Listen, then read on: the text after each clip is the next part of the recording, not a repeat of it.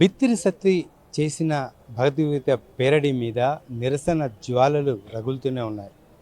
నిన్న ఈ నిరసన జ్వాలలు తారస్థాయిలో బిత్తిరి సత్తికి ఆ, ఎలా చేరుకున్నాయో మనం చూసాము. ఆయనను ఎంతమంది క్వశ్చన్ చేశారో కూడా మనం చూసాం. భగవద్గీత మీద పేరడీ ఏంటి, ఎందుకు మీరు భగవద్గీతని చిన్న చూపు చూస్తున్నారు, హేళన చేస్తున్నారు అనే కోణంలో ఆయనను ప్రశ్నించారు. ప్రస్తుతానికి మన దగ్గర ఇదే అంశం పట్ల స్పందించడానికి బజరంగ్ దళ్ రాష్ట్ర మాజీ అధ్యక్షుడు సుభాష్ గారు ఉన్నారు. సార్ చెప్పండి, మనం చూసాం బిత్తిరి సిత్తి ఒక పేరడీ చేశారు, దీని మీద చాలా విమర్శలు వస్తున్నాయి. మీరు ఎట్లా చూస్తారు దీన్ని, ఏం చెప్తారు బిత్తిరి సత్తికి? ఇటు పాగలగాడు ఫస్ట్. ఎందుకంటే ఇంతకుముందు ఏదో హిందుత్వ విషయంలో మాట్లాడాడు. ఆ రోజు అందరు ఏమంటే హిందూ సమాజం బాగా వ్యతిరేకంగా తిట్టుట వాళ్ళని ఏమంటే లాస్ట్ సారి చెప్పిండు. ఎందుకంటే నాటకాలు ఆడుతోడు నాటకాలు ఆడాలి, నాటకాలు ఆడుతూ బతకాలి, ఆ నాటకాలు జీవించాలి, తప్పు లేదు. అది నీ నీ యొక్క జీవితం గురించి నువ్వు 10 రూపాయలు సంపాదించ గురించి నువ్వు చేస్తున్న వృత్తి అంతే. కానీ పాగలగాని లెక్కలుగా ఆలోచిస్తామంటే ఇవాళ హిందూ ధర్మం అసలు ఎంతో గొప్పనైనది. ఇవాళ ప్రపంచ మానవాళికి ఆదర్శమైన జీవితం ఏమంటే ఒక ధైర్యం, ఒక శక్తి, మానవత విలువలంగా చూపిస్తున్న ఒక భగవద్గీత. మామూలుగా కట్టి కట్టరాని చీర కట్టి పెట్టి పెట్టరని బొట్టు పెట్టి అనేక మంది ఏమంటే వల్ల హరే రామ హరే కృష్ణ అని చెప్పేసి వాళ్ళు మొత్తము మహిమల్లో భగవంతుని మహిమల్లో వెళ్తున్నారు. అరే నీకు సిగ్గు లేదా రా బాబు?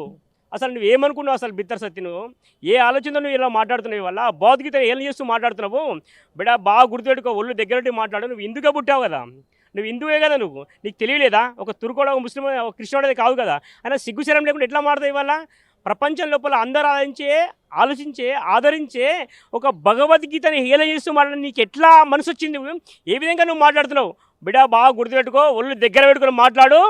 ఇవాళ చాలామంది కామన్ అయిపోయింది వాళ్ళ పేరు గురించి, వాళ్ళ ప్రతిష్ట గురించి, వాళ్ళ హిందూ ధర్మం తిడితే బాగుంటుంది, హిందూ దేవతలను తిడితే బాగుంటుంది, అవమానించే తొందర పబ్లిసిటీ అనుకుంటున్నారు. బిడ్డ ఒళ్ళు దగ్గర పెట్టుకుని ఆలోచించుకో.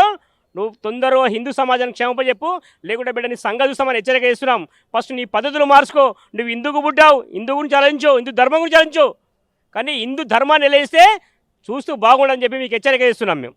కానీ నిన్న కొంతమంది వానర సేన నాయకులు ఇదే బిత్తిరి సత్తి చేసిన స్కిట్కి, పేరడీకి ఇది భగవద్గీతను కించపరిచేలాగుంది, హిందూ ధర్మాన్ని కించపరిచేలాగుంది, హేళన చేసేలాగుందని సెంట్రల్ క్రైమ్ స్టేషన్లో ఫిర్యాదు చేశారు. మీరేమైనా అలాంటి చర్యలు చేయబోతున్నారా?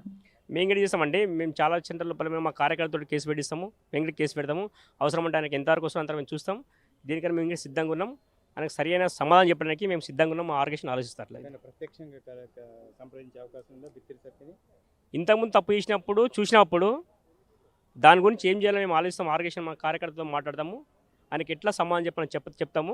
ఆయన పద్ధతి మార్చుకోకపోతే ఎంతవరకు నిలడానికి మేము సిద్ధంగా ఉన్నాం. Thank you.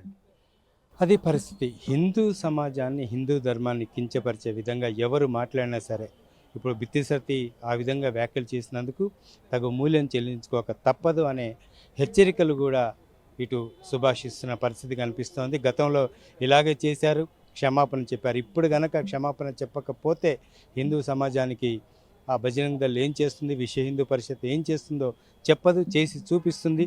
బిత్తిరి సత్తి ఒళ్ళు దగ్గర పెట్టుకోవాలనే అంశాన్ని కూడా సుభాష్ హెచ్చరికలు జారీ చేసిన పరిస్థితి కనిపిస్తోంది. కెమెరా పర్సన్ రాజాతో హరికృష్ణ, వన్ ఇండియా తెలుగు, హైదరాబాద్.